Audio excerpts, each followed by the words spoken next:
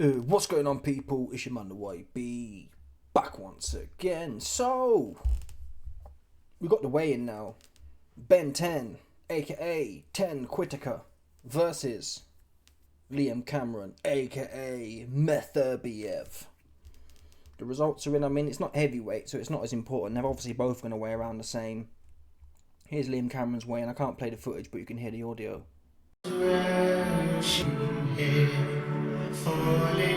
Actually, you can't hear the audio because it's moody. We've got some moody song playing. Them copyright Sony Records pagans are gonna get me popped. So forget it. End of the day, man. This dude Metherbiev weighed in 174 pounds. See, shit, he looks better than his picture actually. I guess he's drained water now, right? So he looks solid. I think he looks better than the last few fights. On the scales, he'll likely rehydrate another 10-15 pounds, so that's probably where more of the softness comes from, but he looked good. This really, when you got people below serious fighters in weight classes, they all look in shape, right? It's only when Conor Benn fights a plumber like Dobson. He did well actually. I watched that fight back the other day. Conor Benn went life and death with Dobson. Watch the highlights. He went life and death with Dobson, man. Dobson was working a full-time job. If he'd have been a trained fighter, it would have been 50-50 life and death. It was 50-50 life and death anyway. Swear down. Watch them highlights. Type in Conor Benn versus Dobson highlights. And tell me, after watching it all, don't watch the first 2 rounds when Hen's full of eggs. Watch the last 5. Or watch the whole lot. It's 10 minutes long, man. He got punched up. He went life and death in there with a plumber. Anyway. Cameron's weighed in on point. Let's get to Ben 10. Here's Ben 10 again. The shape doesn't really matter. He's in good shape though, obviously. He weighed in 175, bang on, which tells me that obviously he's probably 190. Yeah. When a fighter comes in bang on the weight, and it's their promotion, he probably weighed about, seriously, 185. Yeah. Oh yeah, we just made it. Whatever. I thought we have to be under the weight class, no? It's like 149, 179.4, 174.9. This dude come in 175. They made it up, man. He's 185. Anyway, that part's done. Let's have a look at the face-off right quick. Let's have a look at the moody face-off. Here is the moody face-off. Let's see if they're still in them dead tunes. Very analytical. He's a deep thinker. Okay, we should be able to play. Well, I can't. I still can't. What I can do is the frame by frame. Probably. I should be able to do the frame by frame, to be fair.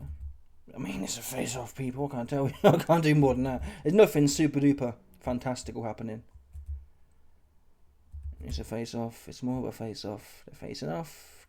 Ben 10 is big, though. That has to be said. He's big. Yeah. Liam Cameron made this point. He said he's probably in between weights. And look at his eyes come up to his chin. If he was looking straight down. Yeah, Cameron's eyes would come in at his chin. So he's about, I don't know how many inches. It looks massive. And then again, he's got the big fluffy Sideshow Bob wig. So we don't know really. It's like a couple of inches there, though. I'm not going to lie about it. But this was the same as the first fight. Unless he's been on the Dr. Al-Shabaab human growth hormone. And he's managed to, or some Anunnaki technology. And he's managed to reignite his growth plates in the last 6 months. It's going to be the same as the first fight, more or less. And if you are struggling at the weight, he's 28 though, so he's not likely to be. But still, if you another 6 months of age. But anyway, I'm not here to play that game. We can't speculate too much. Let's now move to the important part. In fact, one thing we might do is let's play a bit of the audio of the post weigh-in bars. Let's see what these man got to say. In him again.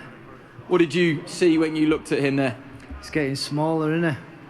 That's what you think? Yeah, getting smaller. It was the same like last fight, it got smaller and smaller. Or are you getting bigger and bigger? Could be. What about your mindset coming into this one? I think you've sort of made no secret. Now you know what you know. You know, I wonder if that's a good thing or a bad thing. You had the fear last time, you built him up to be a monster. What about this time? You know the rounds that you shared with each other, that must count for something. Yeah, 100%. What is it, round 6? Round 6? Is it round 6 or is it round 1? We'll see, innit? We'll see. As a school of thought with this, that you still need to drag him into deep waters, that you still need to drag him into the second half of the fight. Do you believe that, or are we all looking at this the wrong way? Didn't you watch me outboxing him for like 3 rounds? Well, that must be said, it still ended in a draw. Yeah, well, he was the golden boy, weren't it? They're going to favour him over there. I would just come in there to get beat on paper. So if it's a draw in Saudi and the big guys are fighting, what does that tell you? You said I won the lottery. As you look around now, the tickets you sold, the posters, everything, is this a pinch yourself moment? Does it really matter? It has to be a win tomorrow for it all to come home. It's gone behind that point now. It's fight time. Will you give us a final prediction before I let you go? Late. Late. Okay. Wish you all the best luck. Thank you for joining. Late, he said. So listen, fair play to Cameron. Is this confidence worth anything? It's better than being like biting your lip. All right. So I like this from Cameron. Always composed. And he thinks it's going late. Which is really, I mean, if you had to guess how it's going from Liam's perspective, it'd be late, right? That's what you'd say. Well, points? You know what? I tend to think if Cameron's going to win, it's going to be a great unravelling of Ben 10. That's what I think. I think if Ben's boxing, if Ben's able to make it to 10, that would imply that he's either found some heart and or he's paced himself better. And on that basis, if Ben can make it to 10 and be twitchy and fast, he's going to be a hard man to beat from someone like Cameron. That said, we are backing Cameron on this. I got $20 on Cameron at about 2.8 to 1. You put a tenner down, you make £28 profit. Let's now hear from 10 Whittaker. Bosh. Smaller. Yeah, that's cute. I don't really understand what he's saying, so he needs some subtitles when he's talking. But at the end of the day, you'll see how big I am in there Sunday. People feel, I think, if you're backed into a corner, people start doubting you. This is your time to shut a lot of people up and not restore that faith at all, but you know, this is a terrific opportunity to do just that. Yeah, of course. A lot of people have got things to say, but when I come out shining Sunday, we'll let them keep talking. You also said drag you into the second half of the fight, make it go late. Do you expect that? Are you prepared for that? And if it does go that way, what happens? We're prepared for everything. We've ticked every box in camp. I'm in great shape. It's very cliche when people say, oh, I've had a great camp. Trust me, you'll see. Looking forward to it. Wish you all the best of luck. Thank you very much. So he's nowhere near as cocky as the last time. Is that a good thing? Is that a bad thing? Listen, people. The pseudo-humble shtick he's been dropping. We'll find out how much that's worth. It's one of two things, obviously. Either he's humble and he's learnt some things, which, from the words he's said, I can't read too much into. He hasn't accepted that he jacked. He hasn't accepted that he was goosed and puffing. He wasn't. That's the truth, man. He hasn't accepted that. How much that's worth or not worth, we'll find out. But like I was saying, I'm not fully buying the humble shtick, although crazier things would have happened. Who here would bet their life that Ben 10 can't come in there and do it? I think that would be silly to say. Gun to my head though, the reason I got 20 quid on Cameron, these new age man, particularly the light skins, particularly, genetically speaking, he's probably going to roll over. Seriously. Never mind light skin, the new age man in general, you can't back. I've been saying this for a while. That's why you put a tenner on Dave Allen at 10 to 1. Yeah? You put a tenner on Dave Allen at 10 to 1. During the Cameron fight, I'd probably another tenner on at 10 to 1. Obviously, we got bumped both times because the cabal would be caballing. Yeah. But 10 to 1 fighters should never lose. That's the truth.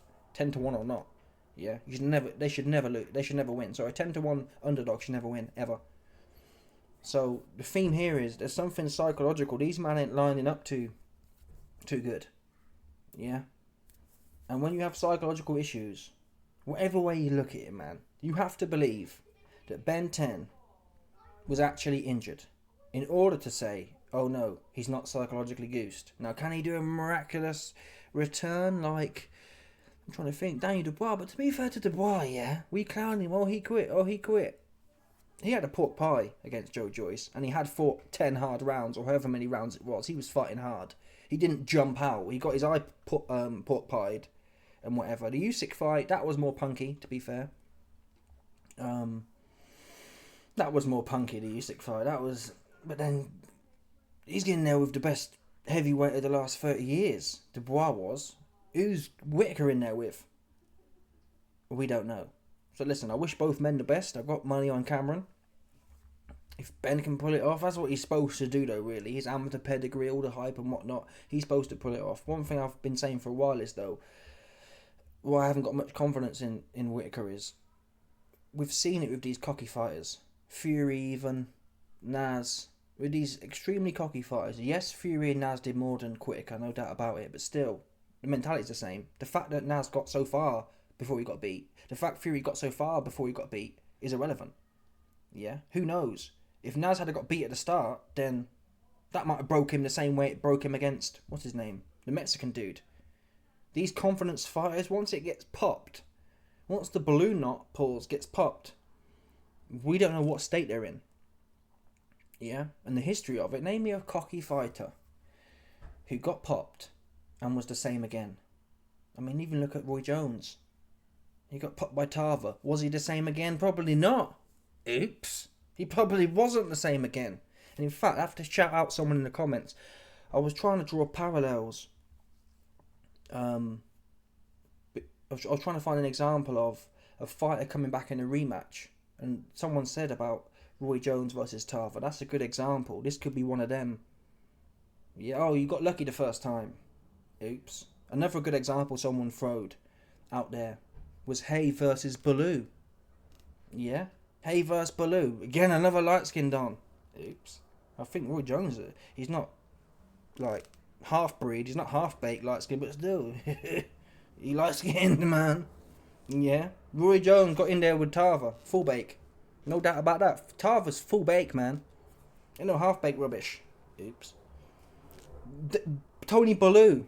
Sorry. Big Toe Hay. Oops. He was a big favourite in both fights. 1 and 2. What do you know about Hay? Hay's got a big old mouth, man. Ooh. Oops. He gets in there, gets punched up twice. So there are precedents for cocky fighters losing and losing their head, and or cocky big mouth types losing one fight and then losing another. Obviously, we can't read into that. You can't say, oh, statistically, it's significant that, look, this happened there. Sport's completely random. If you get cucked thinking like that, but there's certainly things to think about there. And never mind Roy Jones or David Hay. Are you willing? Whatever you say about David Hay, he actually got to somewhere, right? He wasn't folding at just before British level, or at or around British level. He was coasting them leagues. So Ben Whittaker, his only saving grace might be the fact that people say he's got world-class skills. We're going to find out. Because even without no head on his shoulders, if he's really got world-class skills, with no head on his shoulders, he should be able to get through this one. Lyndon Arthur did, for example. So we're going to find out. Now, can Liam Cameron up his game? It's possible. All Liam Cameron, in my opinion, needs to do is bring pure tenacity. Take it! Yeah? Liam Cameron needs to bring the spirit of the Diddy versus Meek Mills.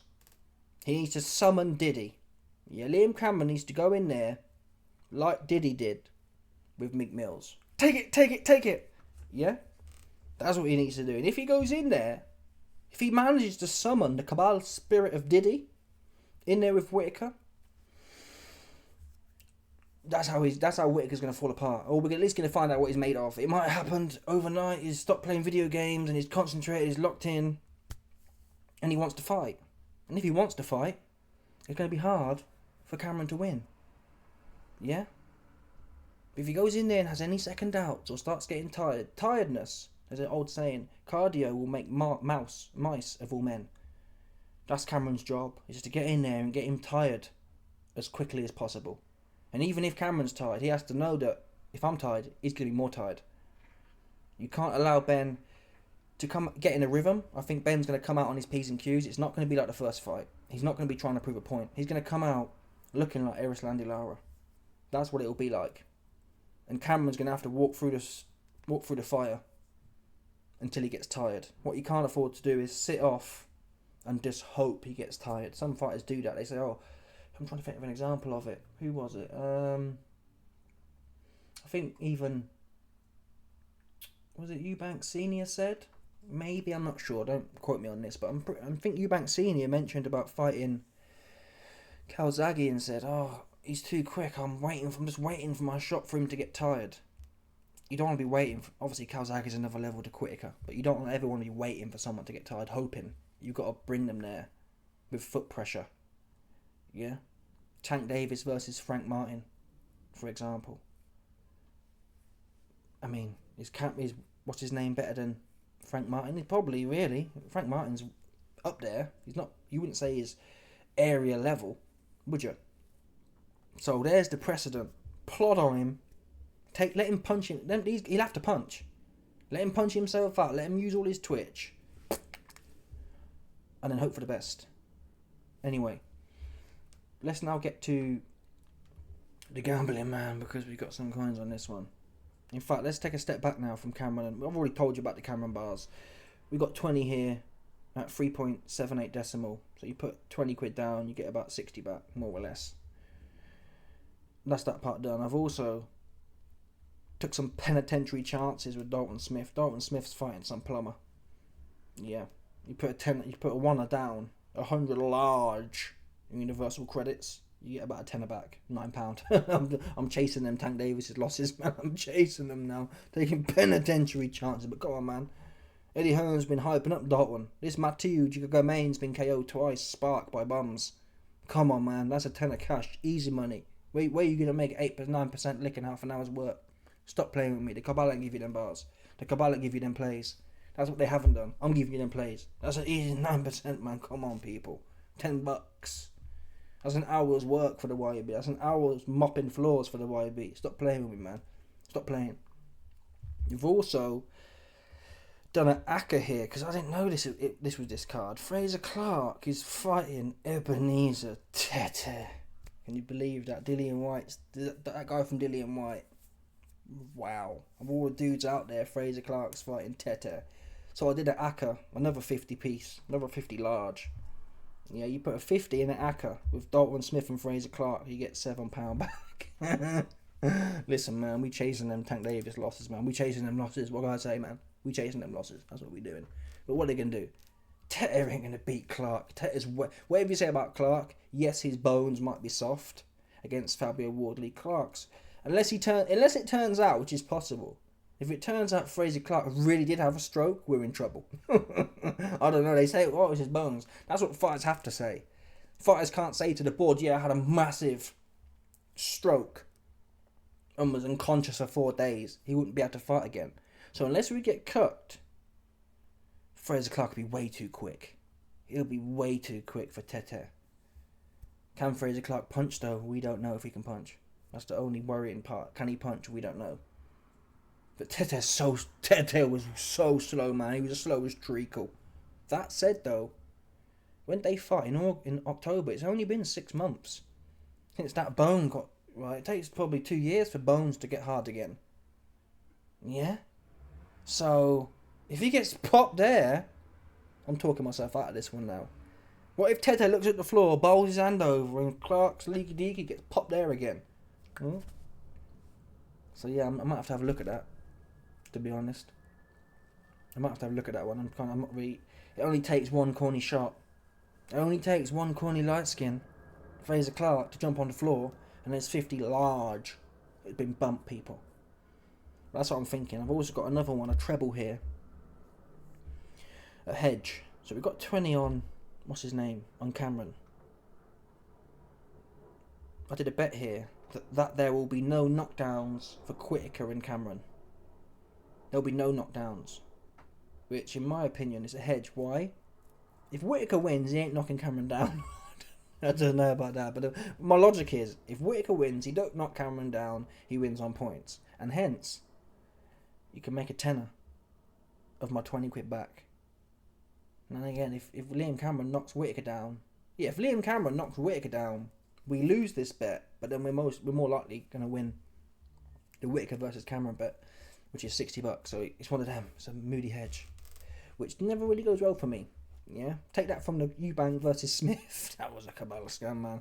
Big Cabal scam. I don't know how much I had on it. I had quite a bit on it, and then I hedged it with, okay, well, if Liam Smith's going to win, he's going to win on points, and then I did that, so I ended up getting bumped both ways. It's crazy, man. It's crazy what the Cabal be doing to man. Seriously, it's violating left and right. Things that don't even make sense. That's like, if you ever want to know if the Cabal's watching you, if things in your life happen that don't make no sense, like Eubank getting clipped in round 4 by Liam Beefy Smith, can't punch like that, man. Yeah, if crazy things happen like that, you know the Cabal, they plugged in, man. They plugged in for real, and they trying to bump your money. That's what they're trying to keep you down. That's what you're trying to do. Yeah, trying to keep brother down. So yeah, there's the plays we got for this weekend. Gun to my head. I mean, yeah, I think Whittaker and Cameron's a 50-50 fight. I'm only getting some action because the odds aren't reflecting that. So you go with the underdog. If you think it's 50-50, you should go with the underdog. And I mean, back in Whittaker, you've got to really be confident he hasn't got lasting issues. He hasn't got PTSD, which in this new age, old school man could lose or get embarrassed and have something to prove. These new school man, especially the social media dudes and model dudes, look at great examples actually in recent history. Even at the world championship level, what do we know? Look at Riakporhe. Yeah, Riakporhe, big KO artist, got in there with Billam Smith and shit himself. Right? Look at Okoli. And these guys weren't even as much divas, didn't have as much divaness as Ben Whittaker. So, if them man get into a big pressure event and flop, and they were more seasoned than Whittaker was, what's this corny light skin, I'm on the model walk gonna do? Yeah, so I'm sorry, I can't back Whittaker here. You put a tenner on him, you get £4.40 profit back. No siree. Anyway, let me know your thoughts. Smash the like button, subscribe, like the bell 100%. There's no doubt about this, some people stop it. Bosh.